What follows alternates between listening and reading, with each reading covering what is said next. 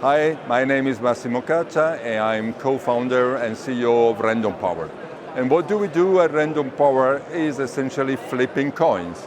So we are a quantum coin flipper company. So what do you do when you flip a coin? You generate heads, you generate tails, and you associate a head to a 0, you generate a tail to 1, and then what you do, you generate an endless stream of bits, which is the essence for generating random numbers. And what you do when you have a random number, you can generate, for instance, cryptographic keys, which are the essence of any protection process that you can imagine. It sounds like quantum computing, something like that? It's not quantum computing, it's somehow protecting against quantum computing with quantum entropy. This is essential. So you fight quantum with quantum. So what is quantum and what we do? Essentially is quantum barrier tunneling. So if you throw a tennis ball against a wall, it bounces back. If you throw an electron, every now and then, because of the quantum nature of electron, it crosses the wall exactly like a ghost. This is what we do.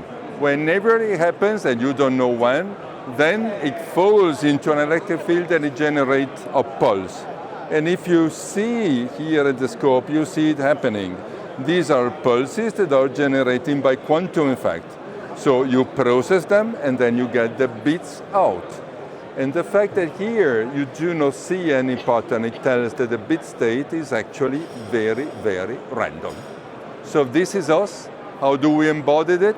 We do it into a custom chip, which is out of the foundry in 11 days. We do it into a small board. We do it together with Seco into a computer on a board that is producing up to 1 gigabit per second bit stream. So where's your custom chip? My custom chip is on the way. My custom chip is about to be out of the foundry it's going to be here. It's about 1 square centimeter. It's going to be packaged in QFN100, very handy SPI controlled, and it's embedding all of the features for the FIPS qualification certification, which is the highest level by NIST that you can aim for. Is it a very special architecture? It is very special design? Fully custom design. There is nothing, say, general purpose. Every circuit that you have in the chip is full custom. It's not just like ASIC or something? It is an ASIC, but it's application specific and fully proprietary. All right. How is the performance? The performance, this is streaming out in raw bit stream 1 megabit per second. Once you process it according to the NIST recipe, is 32 megabit per second. So if you want to integrate it into a board, into an IoT appliance, low power consumption, this is it. And moreover, it's encrypted. So if you have to stream the bit to somebody digesting the bits and making use, this is what you want. What you talk about, you mentioned NIST. Yes. What is that? NIST is the National Institute of Standard and Technology, which is setting the rules that you have to respect whenever you want to do something which is crypto qualified. So it's like a encryption standard system? It's a little bit more than encryption standard. It's giving you the recipe that you have to follow to guarantee the encryption standard. What you're suggesting in the chip, is it to provide the best security in the world, or what is it? Well, what I suggest the chip is that if you want to protect from any attacker, if you want to protect and encrypt your transmission, if you want to prevent an eavesdropper to sneak through your pseudo-random number generator, you need to get true randomness out of nature. And moreover, if it is quantum, is unbreakable by definition. It's not easy to make random stuff. No, it's actually rather complex. There are other people doing quantum random number generator. The main advantage that we have is that our process, our solution is fully CMOS compliant. So this is the reason why we could embed it into an ASIC, and this is why in the ASIC you also have advanced functionalities. So where is it going to be available?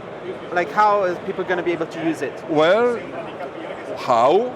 You drop us a message and then you will get a demo board so you can practice, you can have some fun. And then, as I said, it comes in a very standard QFN100 chip package, so you can embed it into your board.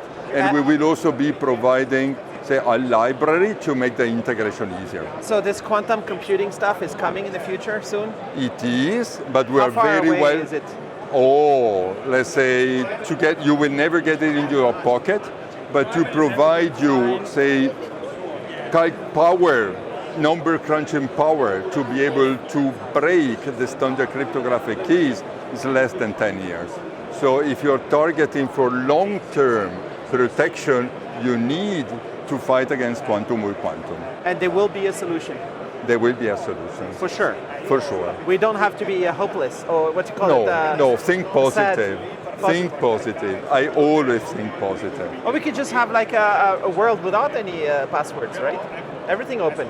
Okay, but this is something else. So you're going beyond password generation with systems that might rely on your unique identity, self-sovereign unique identity. There it goes beyond cryptography, goes towards somehow a different domain, but it's on the way. It might be that you're building up your own quantum fingerprint. This is not excluded. It's not for tomorrow, but it's possibly for the day after tomorrow. And what other applications are there with this randomness? Well, randomness, for instance, you see it very clearly here. If you want to perform, say, numerical simulation of a complex system, you need to turn the bits into numbers.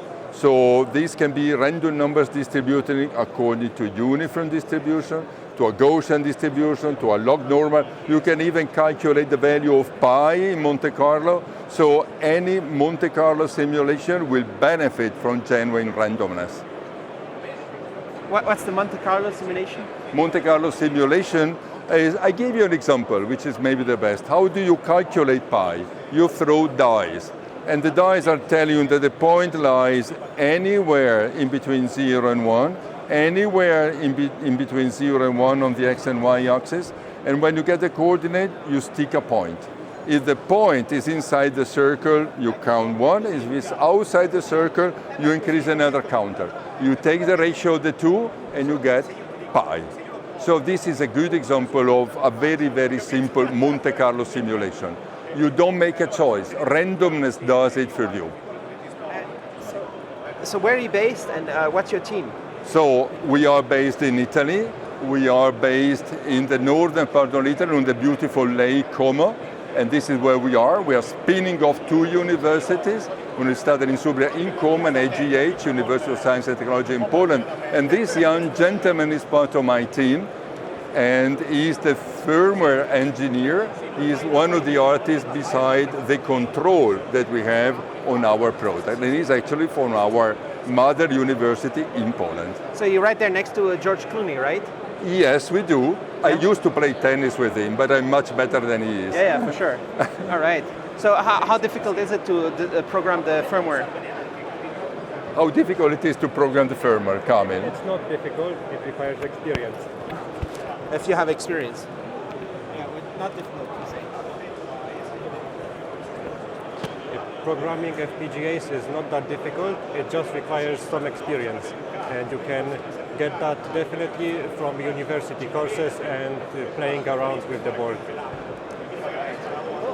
Okay, thanks a lot. Thank you very much.